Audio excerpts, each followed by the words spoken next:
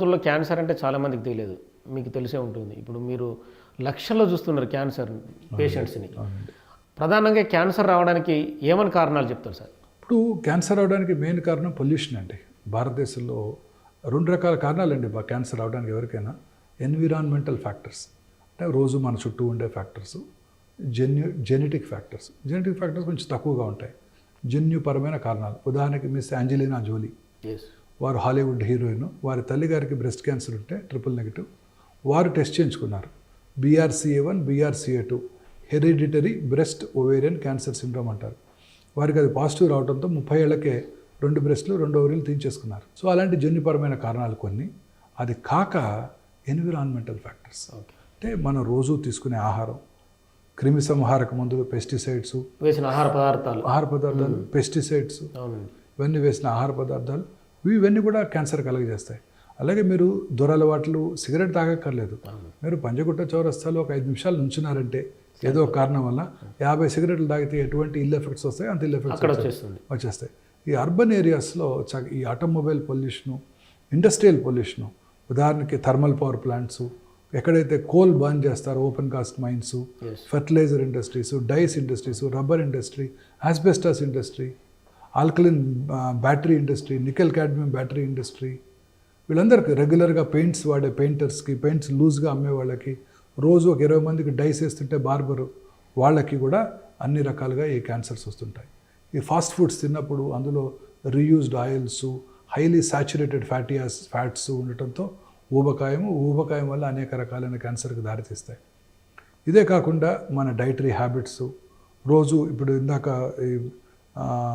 Microwave ఓవెన్లో మన food పెట్టడం అనేక రకాల టాక్సిన్స్ కలుగు చేస్తుంది.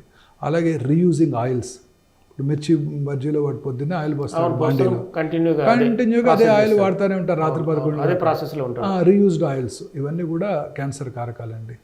అలాగే pans, non stick pans, Teflon coated pans, ఆ హీట్లో అనేక రకాలైన కెమికల్స్ ఫుడ్ మెటీరియల్లోకి అబ్జర్వ్ చేయబడతాయి. ప్లాస్టిక్ వాటర్ బాటిల్స్, ఎస్పెషలీ ఎండలో వెళ్ళినప్పుడు ఆ ప్లాస్టిక్ మైక్రో పార్టికల్స్ కరిగి వాటర్ తాగడం మనం ఇంజెస్ట్ చేస్తున్నాము.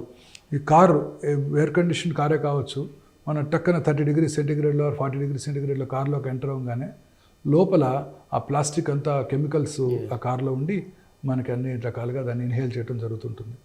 అలాగే ఫుడ్ ఐటమ్స్ ఇందాక చెప్పినట్టు వైట్ మైదా అనేక రకాలుగా మన క్యాన్సర్ దారితీస్తుంది. అదే కాదండి, ఆర్టిఫిషియల్ లైట్స్, రాత్రిపూట పనిచేసేవాళ్ళు BPO ఆఫీసెస్. ఇప్పుడు మార్నింగ్ నేను బంజారాహిల్స్ నుంచి గచ్చిబౌలి వస్తుంటే హాస్పిటల్కి అంత tall buildings, well lit buildings, అంత లైటెడ్ బిల్డింగ్స్ ఉంటాయి. అన్ని చోట్ల పనిచేస్తుంటారు, అన్ని ఫ్లోర్లు 30-40 ఫ్లోర్స్ బిల్డింగ్స్లో అన్ని చోట్ల పనిచేస్తుంటారు. లేడీస్, మగవాళ్ళు అందరూ పనిచేస్తుంటారు. వీళ్ళంతా మనకు ఒక నార్మల్ రిథమ్ ఉందండి, సర్కేడియన్ రిథమ్ అంటారు. రిథమ్ అంటే పగలు పొద్దున్నే పని చేసుకోవటం, రాత్రి 7 తొందరగా భోజనం చేసి 9 గంటల పడుకోవటం, పొద్దున్నే లేవటం, దీన్ని మన రిథమ్ అంటారు.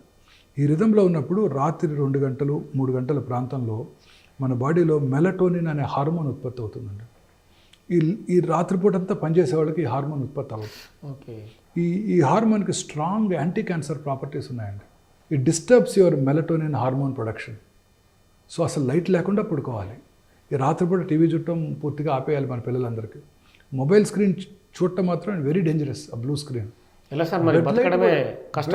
బెడ్ లైట్ కూడా ఉండకూడదు. బెడ్ లైట్ కూడా ఉండాలి అంటే రెడ్ కలర్ బెడ్ లైట్ అతి తక్కువగా మెలటోనిన్ హార్మోన్ ప్రొడక్షన్ డిస్టర్బ్ చేస్తుందంట. Blue colour, white lights dangerous.